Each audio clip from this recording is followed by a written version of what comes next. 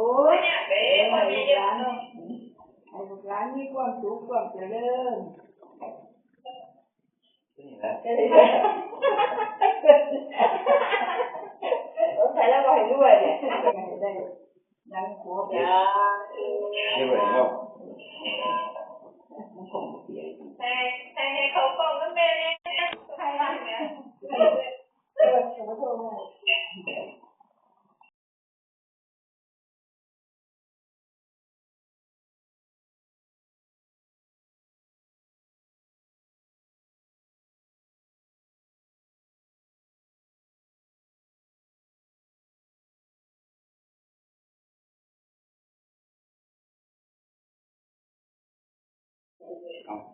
เขาบอกที่ล่ะก็กระทา